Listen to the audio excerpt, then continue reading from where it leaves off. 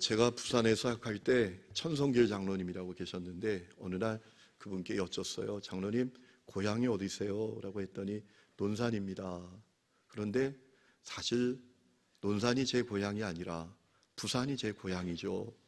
20대 때 와서 60이 넘었으니까 부산이 제 진짜 고향, 제 2의 고향이죠. 라고 하시더라고요.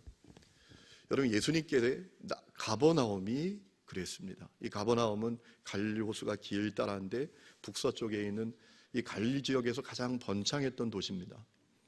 마태복음 4장에 보면 예수님께서 나사렛에서 배척을 받으시고 가버나움에 가서 지내셨다라고 했습니다. 이 가버나움은 예수님 사역의 베이스 캠프와 같은 곳이었습니다. 베드로의 집이 있는 곳이기도 했지요. 주님께서 갈릴리 여러 지역에서 사역을 하시다가 이제 가버나움으로 돌아오셨어요. 얼마나 힘드셨을까요? 얼마나 지치셨을까요? 뭐 자동차가 있었겠습니까? 자전거가 있었겠습니까? 그런데 예수님 오셨다는 소문이 들리니까 구름대처럼 사람들이 몰려들었습니다. 집 문 앞까지 설 자리도 없을 정도로 인산인해를 사람들이 이루었습니다. 여러분, 참 눈치도 없죠. 주님께 쉴 틈을 주지 않죠. 그런데 놀라운 것은 주님이 그들을 마다하지 않으십니다.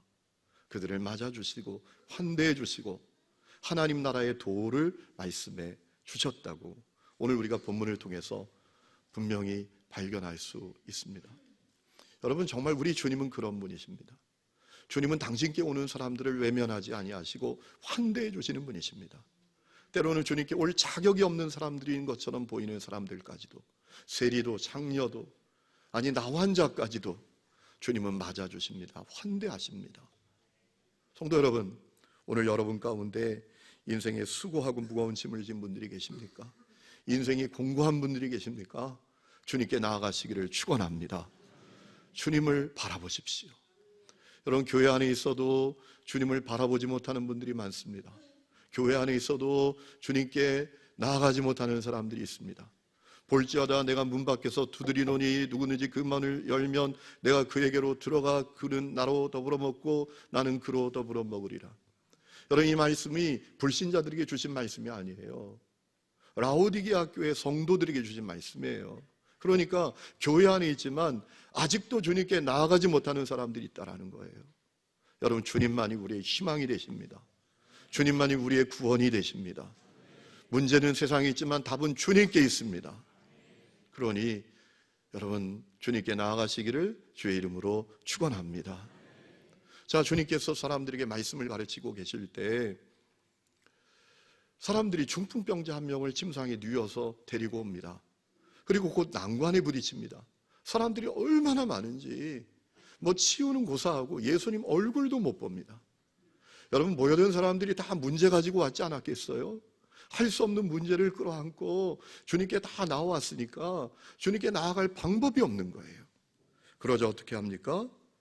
이 중풍병자가 누운 침상을 옥상으로 올립니다. 그리고 지붕을 뚫어요. 여러분, 이 이스라엘 가옥은 평평한 지붕이었다고 합니다.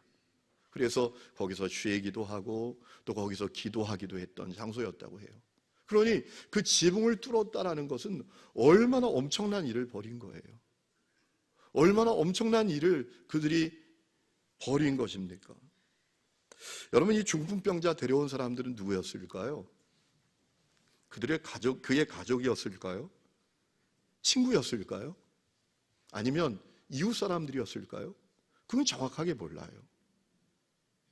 그들은 어디서 왔을까요? 가버나움에서 왔을까요? 아니면 이웃 마을에서 왔을까요? 아니면 멀리서 왔을까요? 그것도 정확하게 모릅니다. 그런데 이 사람들에 대해서 정확하게 알 수 있는 것이 있는데 그들은 포기도 물러섬도 모르는 사람들이었다라는 거예요. 자, 중풍병 걸린 사람을 침상에 메고 왔어요. 말씀드린 대로 예수님께 나아갈 수가 없어요. 사람들 때문에 예수님께 가까이 갈 수 없는 거예요. 그래서 발걸음을 돌리지 않았습니다. 물러섬이 없었어요. 포기를 몰랐어요. 여러분 앞에 오늘 어떤 문제가 있습니까? 어떤 인생의 난관이 있습니까? 포기하지 않기를 바랍니다. 물러서지 않기를 바랍니다. 누가복음 18장에 보면 불의한 재판관에게 자기의 원한을 해결받은 여인이 나옵니다. 여러분, 그 여인이 왜 불의한 재판관을 통해서 자기의 원한을 해결받았습니까? 포기하지 않았기 때문에 그래요. 물러서지 않았기 때문입니다. 그 불의한 재판관이 이렇게 말했답니다. 이 과부가 나를 번거롭게 하니 내가 그 원한을 풀어주리라. 이 과부가 포기를 모르는구나. 이 과부가 물러설 줄을 모르는구나. 내가 들어줘야지. 여러분, 주님께서 이 비유를 왜 말씀하셨는지 이유를 먼저 말씀하셨어요. 항상 기도하고 낙심치 않기를 위하여 이 비유를 말씀하셨다라는 거예요. 여러분, 세상에서 승리한 사람들의 공통점은 다른 사람들보다 더 특별했기 때문이 아니라 포기하지 않았기 때문에 그래요. 물러서지 않았기 때문입니다. 오늘 그 은혜가 여러분 가운데 있기를 축원합니다. 이 사람들은 또 생각을 행동으로 옮긴 사람들이었어요. 자, 주님께 가까이 갈 수 없자 누군가 생각을 해낸 겁니다. 중풍병 걸린 사람 침상 옥상으로 올려 지붕을 뚫자고 생각하고 제안했을 거예요. 여러분, 그 생각, 그 제안에 선뜻 동의하기가 쉽지 않았을 거예요. 왜요? 뒷감당은 어떻게 합니까? 남의 집 지붕을 뚫으면 그 원상복구는 어떻게 해줍니까? 누가 감당합니까? 지붕 뚫다가 안에 있는 사람 다치면 그건 어떻게 또 감당합니까? 너무나 쉽지 않은 문제였어요. 이 중풍병자 지붕 뚫고 내리면 예수님께 데려갈 수 있는 확실한 방법이기는 했지만 그것을 실행에 옮기기는 참 쉽지 않았어요. 그런데 이 사람들은 그것을 실행에 옮깁니다. 그것이 결정적이었어요. 여러분, 이 사람들은 실행력이 뛰어난 사람들이었습니다. 여러분, 오늘 이 실행력이 우리에게 필요합니다. 여러분, 그런 얘기 들어본 적이 있으신가요? 세상에서 가장 긴 여행은 우리 머릿속에 있는 생각이 우리 가슴까지 내려오는 것이고 또 가슴에 있는 생각이 우리 손과 발까지 이어지는 것이다. 이런 얘기 들어보신 적이 있죠. 이 실행력이 뛰어나야 된다. 실행력이 없는 것이 문제다라는 얘기 아닙니까? 여러분, 생각해 보세요. 요단강이 어떻게 갈라졌습니까? 요단강에 발을 들여 놓았기 때문입니다. 어떻게 물이 포도주로 변했습니까? 종들이 말씀에 순종하여 그 항아리에 물을 채웠기 때문입니다. 나이 때부터 못 보던 사람이 어떻게 보았습니까? 그가 요단강에 가서 자기의 눈을 씻었기 때문입니다. 실행력이 결정적이었어요. 여러분, 직장에서 제일 인기 없는 사람, 제일 선호하지 않는 사람이 누군지 아세요? 평론가 스타일의 사람이라고 해요. 아주 평론을 잘해요. 이거는 이래서 잘 됐고 저거는 저래서 못 됐고 이거는 이래서 안 되고 저거는 저래서 잘 되고 평론은 잘하는데 실행력이 없어. 인기가 없다라는 것이죠. 바리새인들이 왜 예수님께 책망을 받았습니까? 그들은 말만 하고 행함이 없어요. 그들은 자기들도 지기 어려운 그 짐을 다른 사람의 어깨에 지우는 사람들이에요. 그래서 예수님께 책망을 받았잖아요. 여러분, 기도에 있어서 가장 큰 장애물이 뭡니까? 기도를 실행하지 않는 거예요. 요한복음 16장 24절에 지금까지는 너희가 내 이름으로 아무것도 구하지 않았지만 구하라 그리하면 받으리니 너희 기쁨이 충만하게 될 것이다. 구하라 하셨어요. 구하라, 구하라. 기도를 실행하라. 기도를 실행하라. 그러면 받으리라. 받으리라 라고 하셨어요. 실행력이 뛰어났어요. 실행력이 필요하다는 얘기예요. 여러분, 오늘 여러분은 실행력이 뛰어나신가요? 성경 박사예요. 그런데 실행력이 없어요. 그들은 또한 믿음으로 인하여 뜨거운 의지와 열망을 가졌던 사람들이었어요. 여러분, 이 사람들이 믿음이 있었어요. 어떤 믿음이 있었나요? 이 중풍병자 예수님께 데려가면 문제 해결된다. 이 중풍병자 예수님 앞에 가면 낫는다. 이 중풍병자 예수님 만나면 고침 받는다. 이 믿음이 있었어요. 그 믿음으로 그들의 마음이 뜨거워졌어요. 강력한 의지를 갖게 됐어요. 그래서 지붕 뚫는 그 대가 치르는 거 문제로 여기지 않았어요. 사랑하는 성도 여러분, 저는 오늘 이 믿음이 여러분의 믿음이 될 수 있기를 축원합니다. 여러분 5절 말씀 보세요. 예수님께서 그들의 믿음을 보셨다라고 했습니다. 오늘 주님께서 여러분의 믿음을 보고 싶어 하십니다. 오늘 주님이 보시는 것은 여러분의 스펙 아니에요. 여러분이 사회적으로 어떤 지위를 가졌는지, 어떤 신분을 가졌는지, 어떤 외모를 가졌는지 그거 보시는 게 아닙니다. 주님이 여러분의 믿음을 보고 싶어 하십니다. 여러분의 믿음을 보고 싶어 하세요.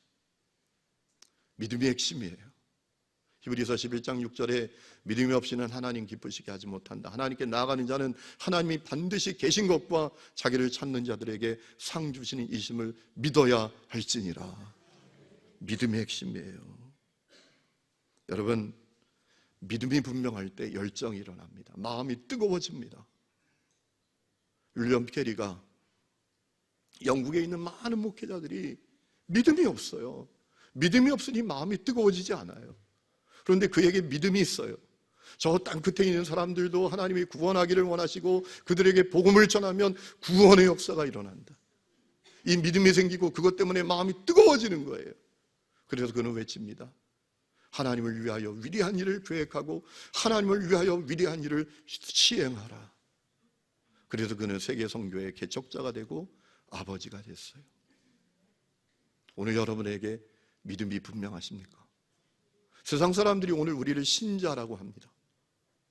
신자가 뭐예요? 믿는 사람들이에요. 여러분, 우리를 신자라고 사람들이 부르는데요, 우리에게 믿음이 분명하지 않으면 우리는 아무것도 아닙니다. 안고 없는 찐빵과 같아요. 믿음이 분명해야죠. 어떤 분은 믿음이 없는 것이 자랑입니다. 아유, 목사님, 저는 믿음이 없어가지고요. 여러분, 믿음 없는 것은 자랑이 아니라 밤새도록 기도해야 될 제목인 것을 믿으시기 바랍니다. 주여 나에게 믿음을 주시옵소서. 그리고 이 사람들은 함께 뜻을 모으고 함께 힘을 합할 수 있었던 사람이었어요. 그래서 이 중풍병자가 깨끗하게 낫잖아요. 오늘 11절 말씀 보면 주님께서 말씀하십니다. 일어나 내 상을 가지고 집으로 가라 라고 하시니까 곧장 일어나 자기 상을 들고 갔다라는 거예요. 여러분, 놀라워요. 그저 일어나서 그냥 어그적 갔다는 게 아니에요. 겨우 다리에 힘이 생겨서 걸을 수 있었다는 정도가 아닙니다. 완전한 회복이 있었다라는 거예요. 완전히 일어나서 상을 들고 갔다라는 거예요. 여러분, 이것도 놀랍지만 더 놀라운 것은 그는 육체의 회복뿐만 아니라 영적인 회복, 결정적인 죄의 문제도 해결받았다라는 거예요. 육체의 회복만이 아니라 영적인 회복을 받게 됐어요. 죄 문제 해결받게 됐어요. 여러분, 죄는 인간에게 가장 치명적이고 가장 근본적이고 가장 심각한 문제입니다. 로마서 5장에 보면 21절에 죄가 사망 안에서 왕노릇한다라고 했습니다. 죄가 죽음으로 사람을 지배한다라는 거예요. 하나님을 떠난 사람들, 하나님과 분리되어서 고통과 저주 가운데 사는 사람들은 말이죠, 평생 죽음 같은 인생을 살다가 죽어 영원한 죽음에 처하게 된다는 거예요. 그러니까 이 죄의 문제가 얼마나 심각합니까? 이 죄의 문제가 얼마나 치명적입니까? 그런데 이 사람은 죄 문제를 해결받았어요. 오늘 5절 말씀 보면 주님께서 중풍병자를 향해서 말씀하십니다. 너의 죄 사함을 받았느니라. 너의 죄 사함을 받았느니라. 이 사람은 인간의 가장 근본적이고 치명적인 죄의 문제를 해결받은 거예요. 완전히 새로운 피조물이 된 거죠. 육과 영의 치유가 그 가운데 일어났다라는 거예요. 오늘 역사가 여러분 가운데 일어날 수 있기를 주의 이름으로 축원합니다. 여러분 오늘 말씀 다 읽으셨는데 오늘 말씀 읽으시면서 무엇이 떠오르셨나요? 저는 이 말씀을 읽어 내려가면서 무엇이 떠올랐을까요? 교회가 떠올랐어요. 교회가 떠오르더라고요. 여러분, 중풍병이 심각하죠? 중풍병에 걸리면 마비가 옵니다. 얼굴도 마비, 입도 마비, 혀도 마비, 팔도 마비, 다리도 마비, 손도 마비. 마음대로 안 움직이는 거예요, 이게. 마음은 애타게 움직이고 싶은데, 움직일 수 있을 것 같은데 안 움직여요. 그래서 중풍병에 걸리면 마음이 괴롭고 고독하고 고통스럽고 죽고 싶은 거죠. 여러분, 죄로 말미암아 하나님과 분리된 인생이 그와 같아요. 하나님과 분리된 인생은 고통과 저주 가운데 있는 사람들의 모습은 이 중풍병 같아요. 내 마음이 내 마음대로 안 돼요. 내 인생도 내 마음대로 안 돼요. 내 행동도 내 마음대로 안 돼요. 마음으로는 선을 행하기를 원하는데 악을 행해요. 입술로는, 마음으로는 축복하기를 원하는데 이게 안 돼요. 이렇게 하면 안 되는데, 이렇게 하면 망하는데, 이렇게 계속 하다가 내가 부끄러움을 당하는데, 자식들에게도, 아내에게도, 남편에게도 부끄러움 당하는데, 이러면 안 되는데, 안 되는데, 안 되는데, 안 되는데, 안 되는데 하지만 그게 안 돼요. 발걸음을 돌리기가 어려워요. 죄의 길에서 벗어나기가 어려워요. 하나님을 떠나서 하나님과 분리되어 고통과 저주 가운데 사는 사람들은 반드시 그래요, 반드시. 그래서 마음은 고통스러워요. 더욱이 에베소 2장 2절에 보면 공중권세 잡은 자, 악한 영이 그를 지배하고 있기 때문에 죄의 종으로 삽니다. 세월 지나면 나아질 것으로 기대하지만 헛된 기대예요. 젊을 때 죄가 죽을 때까지 갑니다. 젊을 때 못된 짓이 끊어지지가 않아요. 그게 영적으로 중풍병자 된 사람의 모습이에요. 결국 그렇게 살다가 비참하게 끝나는 인생이 되고 말이죠. 오늘 말씀 속의 중풍병자는 죄로 말미암아 비참해진 인간의 실존을 그대로 드러내고 있어요. 감사한 건 그런 인간들을 사랑하사 우리 주님이 구원의 길을 여셨어요. 하나님이신 그분이 성육신 하십니다. 그리고 이 십자가에 매달린 대속제물이 되십니다. 죄는 내가 졌는데 죄값은 주님이 다 치르시기 위해서. 그리고 3일 만에 부활하시고 승천하십니다. 그리고 그분이 친히 복음이 되셨습니다. 그래서 누구든지 십자가에 달리신 예수를 나의 주, 나의 그리스도로 믿으면 구원을 받게 됩니다. 새로운 피조물 되게 됩니다. 영적인 중풍병자들이 복음으로 말미암아 구원받고 치유되는 그런 놀라운 구원의 길을 주님이 열어주셨어요. 로마서 3장 23절에 바울이 이렇게 증언합니다. 모든 사람이 죄를 범하였음에 하나님의 영광이 이르지 못하더니 그리스도 예수 안에 있는 속량으로 말미암아 하나님의 은혜로 값없이 의롭다 하심을 얻은 자 되었느니라. 더 중요한 것은 주님은 그 구원의 사건이 온 땅에 가득하게 일어나도록, 온 세상에 가득해지도록 주님께서 세우신 것이 있어요. 그것이 바로 교회입니다. 여러분, 베드로가 어느 날 200점짜리 대답을 하죠. 신앙 고백을 합니다. 주는 그리스도시여 살아계신 하나님의 아들이십니다. 그래서 주님이 뭐라 말씀하십니까? 너 그 신앙 고백이 있는 곳에 내 교회를 세운다. 약속을 하십니다. 제자들이 오순절 마가의 다락방에서 간절히 기도할 때 성령님이 임하시고 약속하신 대로 교회가 시작이 됩니다. 여러분, 그런데 교회가 뭐죠? 교회가 우리가 올바른 신앙생활을 하려면 교회가 뭐냐? 이 바른 답을 가져야 돼요. 교회가 뭡니까? 여러분, 교회는 에클레시아, 구원받은 사람들, 부름받은 사람들의 공동체입니다. 영적 가족이에요. 에베소 3장 21절에 보면 구원받은 성도를 가리켜서 하나님의 권속이라고 했습니다. 이 권속이라는 단어는 오이코스인데요, 번역하면 가족입니다. 교회는 뭐냐? 구원받은 사람들의 공동체, 영적 가족, 특별히 복음으로 생명 살리고 하나님 나라를 선물하는 하늘 공동체, 하늘 가족이 교회라는 것입니다. 여러분, 세상엔 영적으로 중풍병자 된 사람들이 너무나 많습니다. 아니, 교회 안에도 많습니다. 그래 빌리그레암 목사님이 오늘 교회 안에 복음을 다시 들어야 될 사람들이 너무 많다라고 하셨잖아요. 여러분, 주님은 복음으로 그들을 살리고 치유하고 그들이 구원받도록 교회를 세우셨어요. 이 교회가 뭐냐? 영적 공동체, 영적 가족이에요. 주님께서는 교회가 이 일을 위해서 주님이 머리가 되신 한 몸이 되게 하셨고, 우리는 그 몸의 각 지체들이 되어서 서로 사랑하고 교제하고 돌보고 나누고 섬기고 서로를 책임지고 서로를 위해서 기도하고 살도록 하신 거예요. 그것이 교회입니다. 여러분, 초대교회는 주님이 의도하셨던 대로 참 교회가 되었죠. 그들은 서로 사랑으로 교제하면서 살았어요. 사도행전 2장 42절에 보면 그들이 서로 교제했다라고 했는데, 그 교제는 그저 일주일에 한 번 만나가지고 예배드리고 간식 먹는 정도가 아닙니다. 삶을 함께하는 교제예요. 어떤 것도 차별 없이. 그들 가운데는 어떤 사람은 노예고 어떤 사람은 주인이었습니다. 그 신분을 다 초월하여 형제 자매로 서로를 돌보고 사랑하고 살았어요. 그뿐만 아니라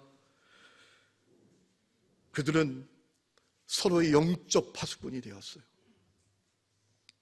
죄짓고 파손하지 않도록 서로를 돌봤어요. 영적 파수꾼이 되어서 서로를 지켰어요. 서로를 위해서 뜨겁게 기도했어요. 그것뿐만 아니라 그들은 서로를 책임지는 존재가 됐어요. 여러분, 사도행전 4장 32절에 보면 믿는 무리가 한 마음 한 뜻이 되어 모든 물건을 서로 통용했다라고 했어요. 모든 물건을 서로 나누었다. 더 나아가서 사도행전 2장 45절에 보면 재산과 소유를 팔아 각 사람의 필요를 따라 나누어 주었다라고 했어요.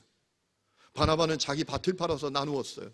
서로를 책임지는 존재가 되었단 말이에요. 마치 이 중풍병자를 메고 온 사람들이 이 중풍병자를 책임지는 존재가 되었던 것처럼 서로를 책임지는 존재, 삶을 나누는 존재, 사랑으로 교제하고 돌보고 섬기는 존재, 서로의 영적 파수꾼이 되는 존재,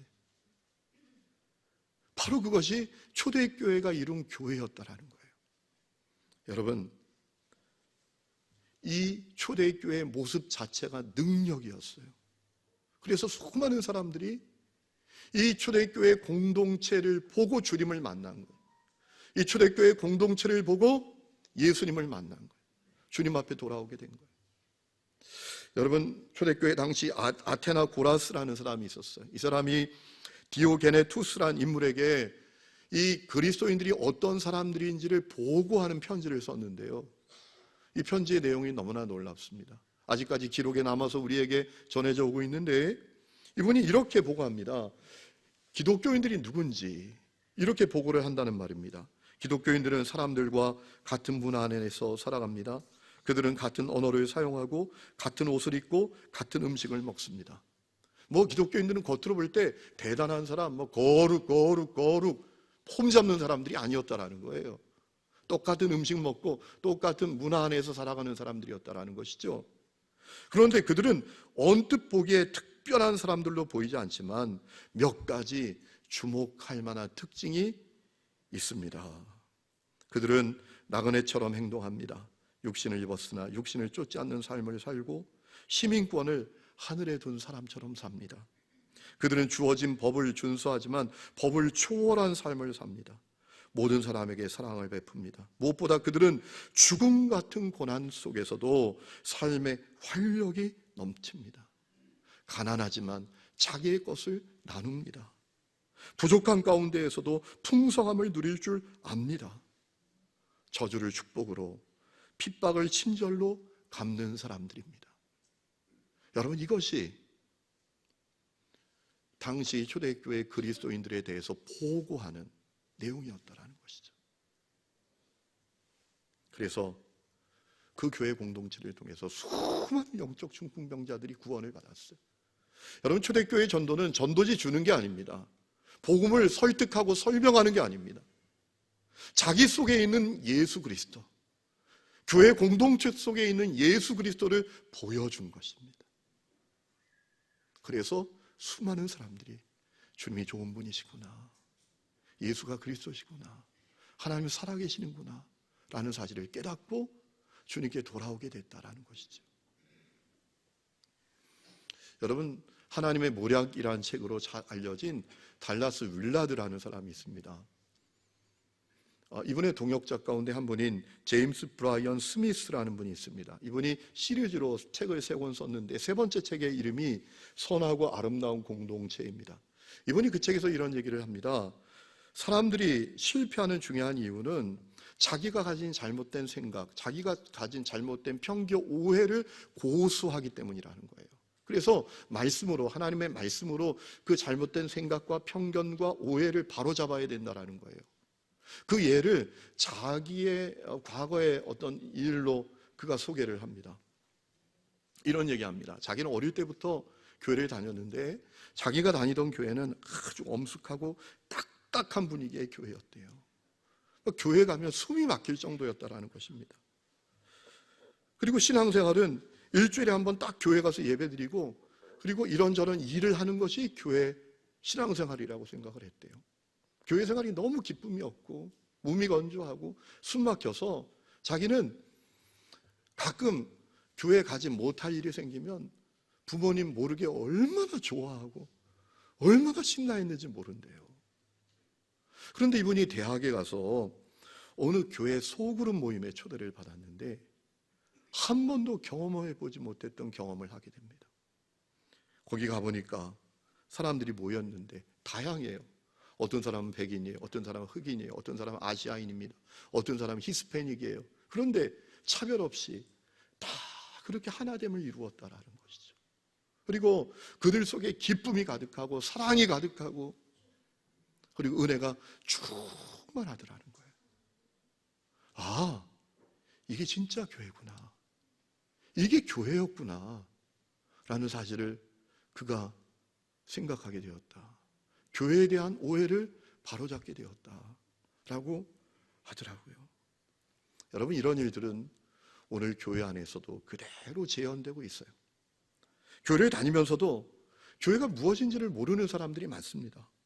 여러분, 교회는 무엇입니까? 말씀드린 대로 에클레시아, 구원받은 사람들의 공동체, 영적 가족입니다. 교회가 무엇인지를 우리가 바로 알아야 됩니다. 많은 사람들이 교회를 잘못 알고 있어요. 교회를 이 건물로 생각합니다. 교회를 어떤 제도나 조직으로 생각합니다. 그래서 신앙생활이라고 해봐야 신앙생활 이렇게 합니다. 교회 다니는 것이 신앙생활인 줄 알아요. 교회 와서 어떤 일을 하는 것이 신앙생활이라고 생각하고 있어요. 편견이에요, 오해예요. 그게 아니란 말이에요. 교회는 영적 가족, 영적인 공동체, 주님이 머리가 되신 한 몸이에요. 우리는 각 지체예요. 여러분, 다락방에서 탄생한 교회는 영적 가족이었습니다. 그들은 성전에서 대그룹으로 모일 뿐만 아니라 가정에서 모여서 서로를 섬기고 사랑하고 삶을 나누고 서로의 영적 파수꾼이 되어주고 자기들의 것을 나누면서 진정한 가족으로 존재했어요.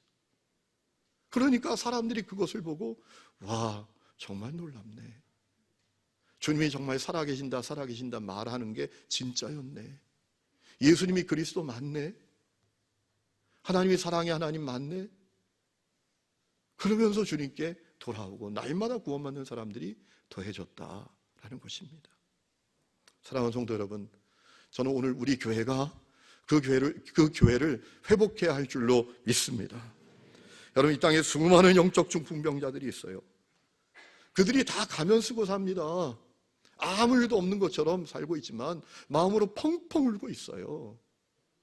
뭐 거룩해 보입니다. 죄 짓지 않은 사람 같이 보여요. 그런데 은밀한 죄 가운데 빠져 있는 사람들 얼마나 많은지 몰라요. 여러분, 주님이 그들을 살리고 구원하도록 우리 교회를 세우신 줄로 믿습니다. 그러면 우리 교회가 어떻게 그 사명을 감당할 수 있을까? 성경 속에 있는 교회를 회복해야 돼요. 성경 속에 있는 교회를 회복하기 위해서 우리가 해야 될 게 있어요. 대그룹으로 모여서 예배 잘 드리기도 하지만 소그룹으로 잘 모여야 돼요. 여러분, 대그룹으로 모여서 삶을 나눌 수가 없어요. 여러분, 사람이 죄에 이기기 위해서는 자기의 삶을 드러내지 않으면 이길 수가 없어요. 자기의 허물을 드러내지 않으면 이길 수가 없어요. 하나님께 회개해서만은 금방 또 반복합니다. 그 죄를. 그 허물을 서로에게 고백할 수 있고 뜨겁게 기도를 할 수 있고 그럴 때 죄도 이기게 되는 거예요. 우리는 절대로 혼자 살 수가 없어요. 서로 돌아보고 격려하고 위로하고 뜨겁게 기도해주고 삶을 나눌 때 비로소 승리하는 삶을 살아갈 수 있는 거예요. 그러할 때 우리의 교회 공동체를 보고 하나님이 정말 계신 것, 그분이 사랑의 하나님이신 것을 알게 되고 주님께 돌아오는 사람들이 있게 된다는 것이죠. 여러분, 이런 교회를 잘 세울 수 있기를 주의 이름으로 축원합니다. 어떤 분은 그래요. 목사님, 저는 소그룹에 가봤어요. 근데 별로 마음에 들지 않더라고요. 여러분, 소그룹이 완벽하지 않아요. 소그룹 안에 있는 사람들도 완벽한 사람들은 아닙니다. 그런데 우리가 기억해야 될 것이 있어요. 주님이 두세 사람이 내 이름으로 모인 그곳에 주님이 함께 하신다고 했어요. 주님이 함께 하시면 주님의 능력이 나타납니다. 어떤 능력이 나타날까요? 사람을 변화시키는 역사가 일어납니다. 사람을 새롭게 하는 역사가 일어나요. 그래서 우리가 작은 공동체 안에 머물러 있을 때 우리 자신이 변화되는 것을 느껴요. 팀켈러 목사님이 하신 얘기가 있습니다. 결혼은, 가정은 사람이 하나님이 디자인한 사람으로 세워지는 유일한 훈련소다. 그렇죠. 결혼하지 않고 혼자 살면 내 하고 싶은 대로 하죠. 내가 원하는 대로 살죠. 참을 일이 뭐 있습니까? 용납할 일이 뭐 있습니까? 인내할 게 뭐 있어요? 때로는 다 그냥 있는 모습 그대로 용납해 주면서 살아야 되잖아요, 결혼하면. 그러면서 우리가 하나님이 원하시는 사람으로 세워진다는 것이죠. 교회 공동체도 똑같아요. 주님이 그래서 대그룹으로도 모이게 하시고 소그룹으로도 모이게 하신 것이죠. 여러분, 리처드 허번슨이라는 사람이 했던 얘기가 있습니다. 맨 처음 교회는 생명력으로 충만한 영적 공동체였다. 영적 가족이었다. 그런데 그 교회가 그리스로 건너가서 철학이 되었고, 그 교회가 로마로 건너가서 제도가 되고, 그 교회가 유럽으로 건너가 문화가 되고, 그 교회가 미국으로 건너가서 기업이 되었다. 그러면 한국으로 건너온 그 교회는 어떤 교회일까요? 우리 하늘님 교회는 어떤 교회일까요? 저는 이렇게 대답했으면 좋겠어요. 그 교회가 한국에 와서, 다른 교회는 몰라도 하늘님 교회에 와서 진정한 영적 공동체가 되었다. 진정한 영적 가족이 다시 되었다. 그렇게 되어지는 은혜가 있기를 원합니다. 그때 우리가 살고 세상의 수많은 영적 중풍병자들을 살리게 되는 거예요. 그 은혜를 사모하고 여러분을 교회로 부르신 이유를 잘 붙들고 승리하는 성도들 될 수 있기를 주의 이름으로 축원합니다.